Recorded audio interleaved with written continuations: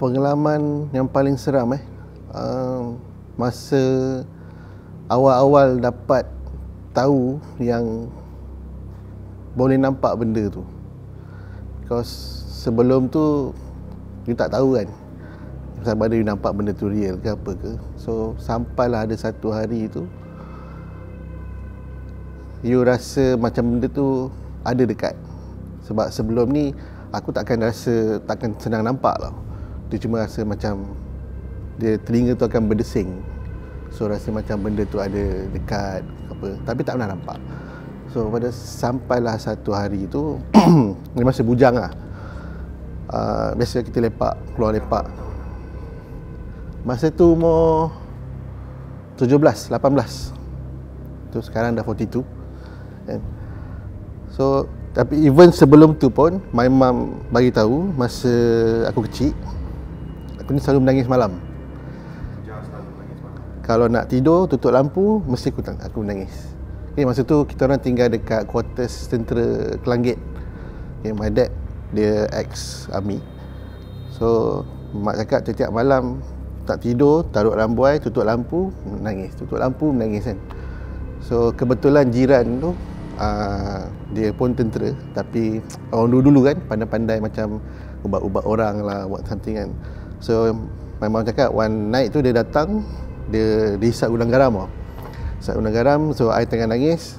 So dia pegang, so gudang garam tu dia ambil kemenyan, dia bakar dekat rokok dia tu, dan I terus diam lepas bakar kemenyan tu. So sampailah dah besar, dah habis SPM semua, tak pernah jumpa something yang pelik-pelik lah. So satu hari tu biasa lepas habis sekolah melepak sampai tengah malam kan.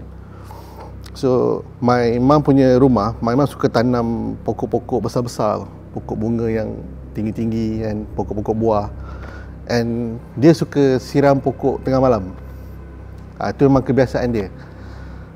Cuma yang membezakan my mum ni dia rambut pendek kan. So satu malam tu I balik rumah nak buka pagar tu. So dekat hujung rumah tu my mum tanam pokok cempaka tau. Orang-orang tua, orang Melayu cakap pokok cempaka ni memang favourite Cik Pon lah kan.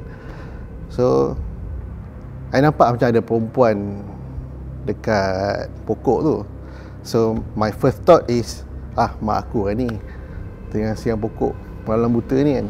Tempat tu tengok jam, macam tak pernah sabar pula, pukul 2 pagi dia siang pokok kan. So sambil nak buka pagar tu nampaklah macam cakap, tapi mak aku rambut pendek, asal perempuan ni rambut panjang kan. And dia punya panjang tu bukan panjang macam paras pinggang ke paras bahu, dia punya panjang sampai tanah. So aku yang macam tengah blur ni, aku boleh macam nak makin nak tengok siapa ni kan. Rasa macam kan mak aku pendek kot. Masih tak tangkap lagi ni yang benda tu hantu kan. So the best part is dia boleh panggil nama aku lah. So aku kat rumah orang panggil aku Mat kan. So that thing panggil aku nama rumah. And dia just panggil aku macam ni kan. So that time tu macam aku dah shit cakap. Terus masa tu lutut kau semua lembik kan. Macam orang cakap biasa kalau jumpa hantu kan, orang kan macam kau tak nak bercakap, kau tak nak gerak. That was what happened to me lah. Aku terjatuh, terduduk. So aku macam merangkak nak sampai ke pintu rumah tu. And the thing keep calling me. Sampailah aku bam pintu rumah. And mama buka pintu, baru benda tu macam hilang lah. So lepas tu macam mak aku memang tak ada kesiannya. Cuma cakap aku, kau kenapa? Aku cakap ada benda kat tepi tu kan. Aku cakap padan muka kau, balik tengah malam lagi kan. So lepas tu aku terus, itu aku punya first time, terus demam seminggu lah. Then after that benda tu macam berkesinambungan between my age 18 to 25 lah, sangat kerap lah. Daripada aku selalu demam sampai aku macam lantak kau lah. Dulu macam mula-mula kau akan rasa berdesing and goosebump kan, itu biasa kan, normal kan. So aku punya indicator is berdesing lah telinga, then baru comes goosebump. So yang tak bestnya sebab dia tahu kau nampak dia. Ada setengah orang macam nampak hantu lalu dan terus terperanjat kan. Macam aku nampak dia dan dia stop dan tengok aku balik. Macam they try to say something ke apa ke. Yang tu yang buatkan macam kau terlampau, macam mula-mula memang terlampau takut lah. Sebab kau tak expect pun. Mula aku first time tu aku tak percaya pun yang iya kan tu. So lama-lama macam sampai aku tanyalah dengan beberapa orang ustaz apa semua, cakap kan, aku ni kenapa aku nampak benda-benda macam ni kan. Sebab some people say benda ni gifted. Tu pada aku tak pun. Which is kau suffer kot tengok benda tu kan. Cuma sekarang memang aku boleh cakap aku dah lama tak nampak. Tapi aku boleh rasa lah, jarang lah. Tahu mungkin jarang sebab aku dah tak ambil pot, ataupun benda tu dah turun dekat anak lelaki aku. So macam anak lelaki aku masih kecil, dia selalu juga macam mengadu. Dia tengah tidur dan dia bangun, dia cakap ada kakak kejutkan dia. So aku tanyalah, kakak tu cantik ke buruk? Cakap kakak tu buruk, gigi dia jarang-jarang, dia cakap. So aku tahu takkanlah anak aku pula kena kan.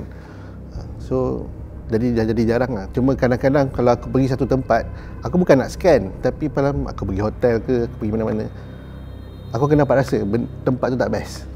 Actually macam kat hotel tu adalah 2-3 pengalaman, tapi ada satu tu aku pernah tidur dekat satu hotel kat Johor, which is kalau aku sebut ni semua orang tahu lah kan, so aku tak sebut.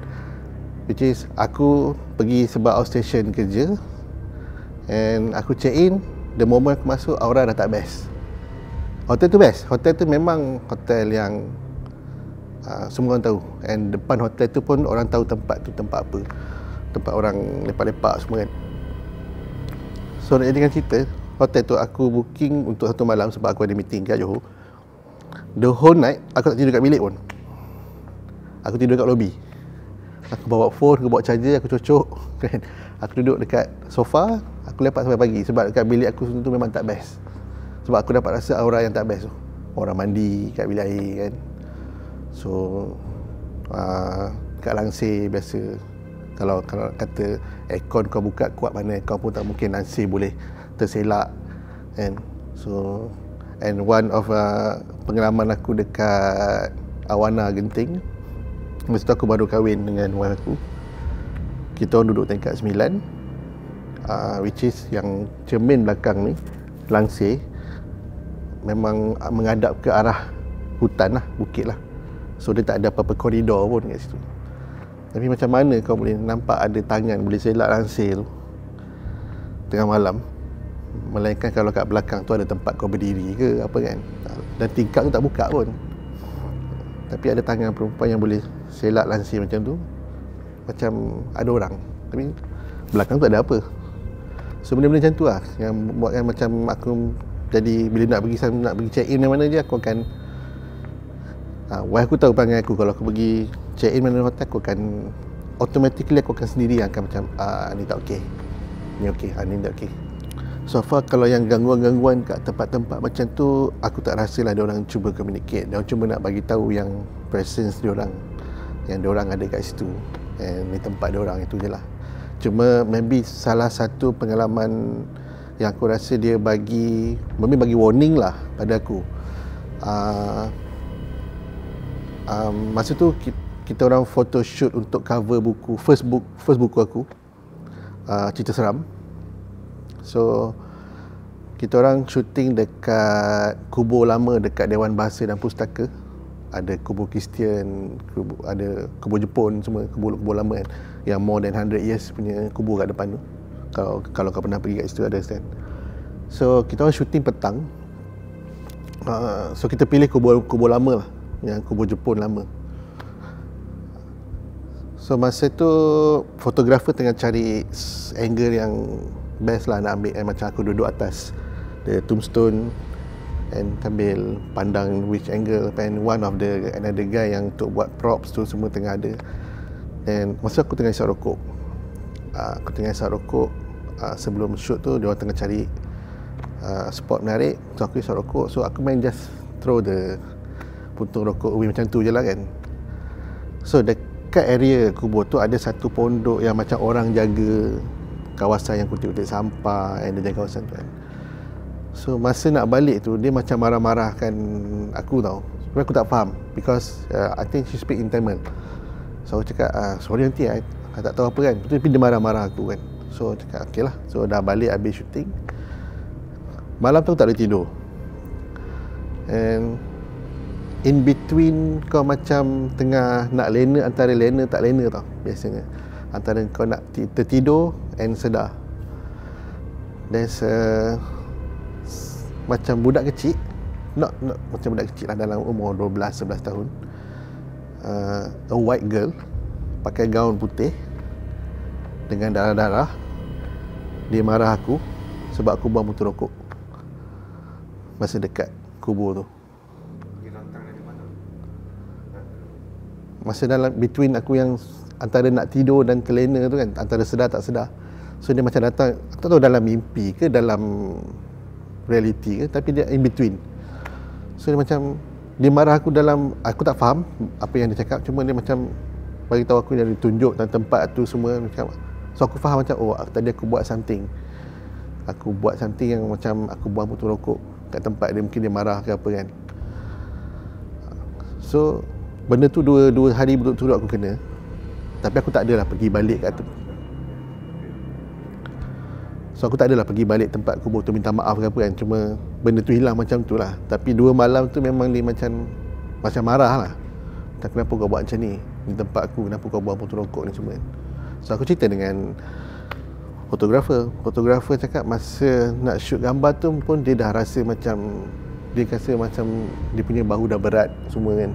Macam dah something. Dia balik pun dia demam. Walaupun dia tak kena usik ke, tak kena any appearance apa, tak ada kan. Cuma dia rasa berat bahu dia.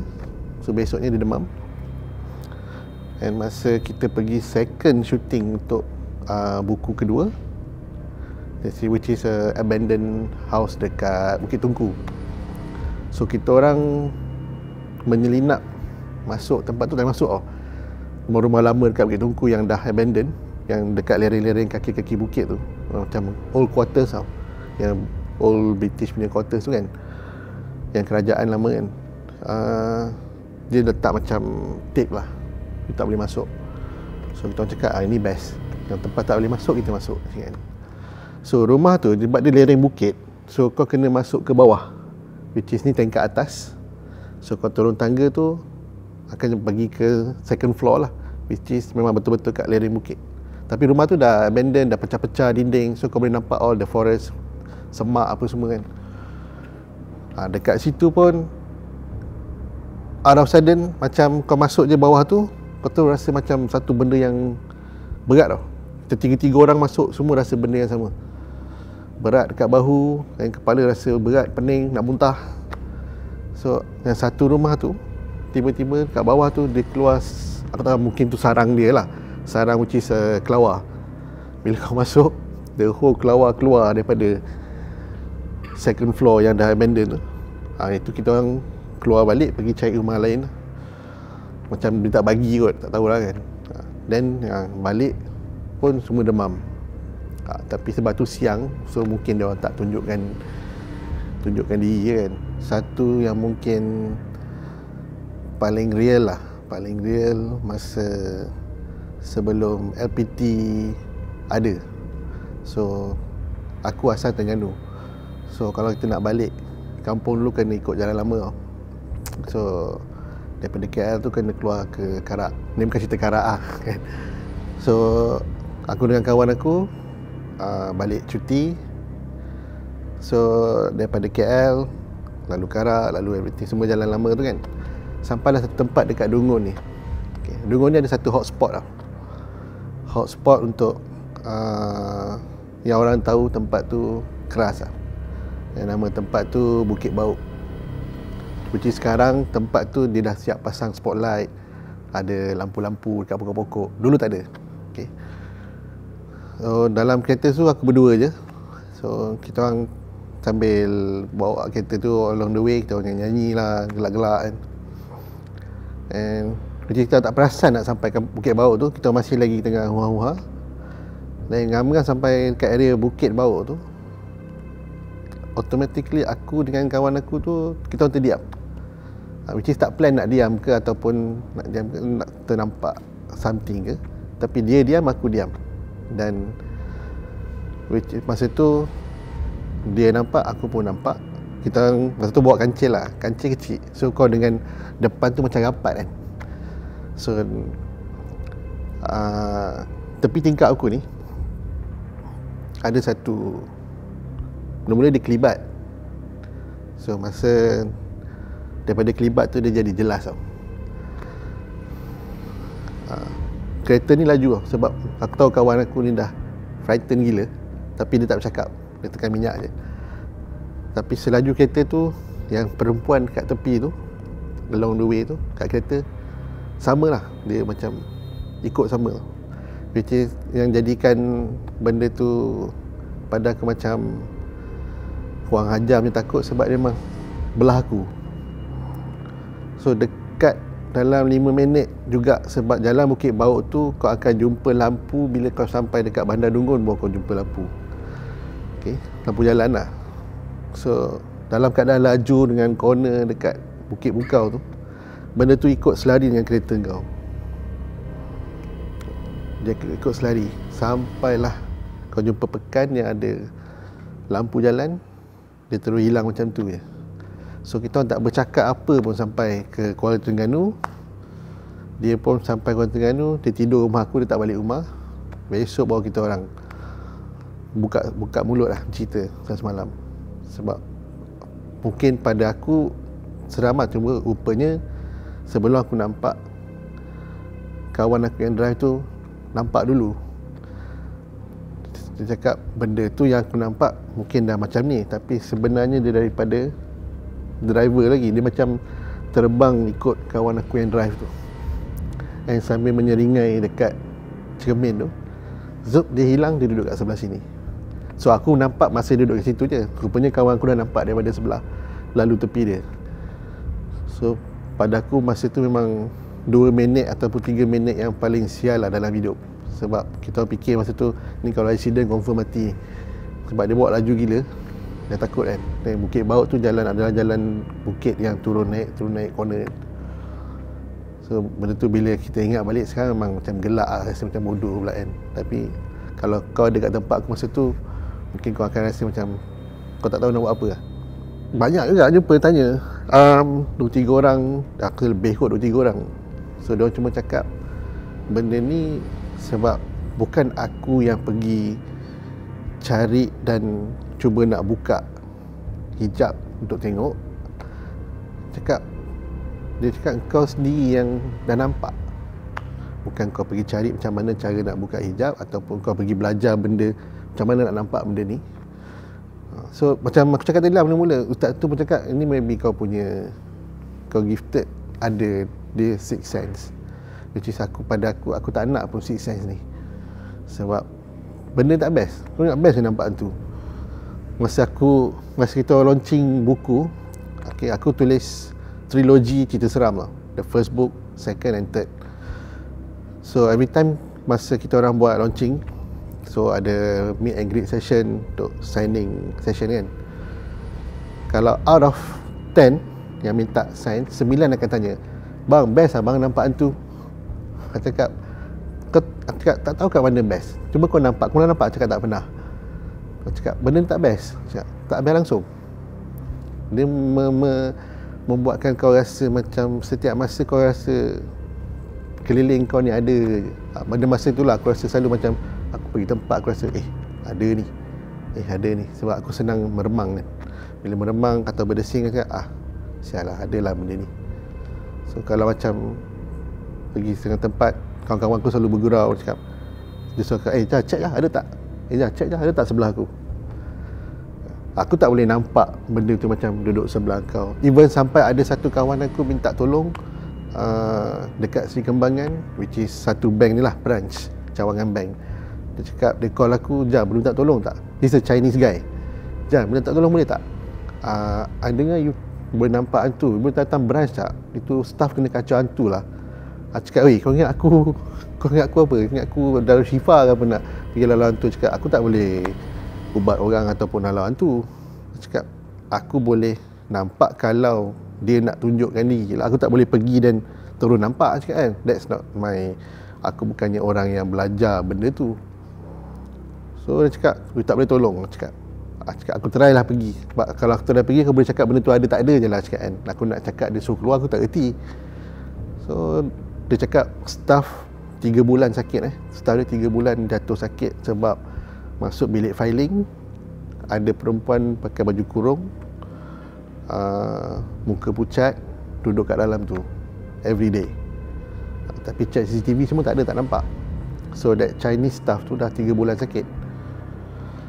So bila kau masuk bilik filing tu memang rasa macam aura yang tak best lah, panas, berat kan. So cakap, memang ada lah cakap kan, tapi aku tak nampak, tapi aku dapat rasa ada. So the best way kau cari someone yang pandai lah kan. So happen is, aku ada kawan dekat Darul Shifa, minta tolong. So dia orang bawa 10 orang yang panggil alternative, yang punya practitioners yang untuk ubat-ubat ni kan.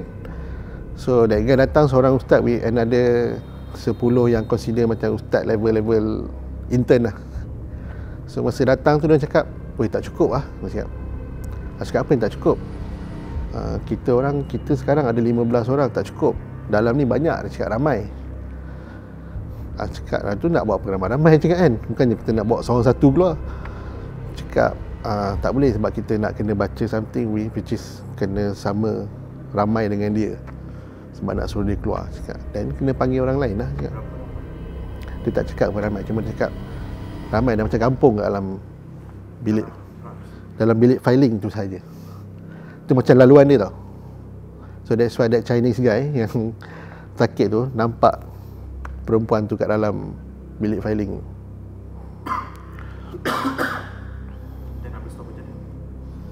I think dia panggil lah, I think branch which is dia pun siap.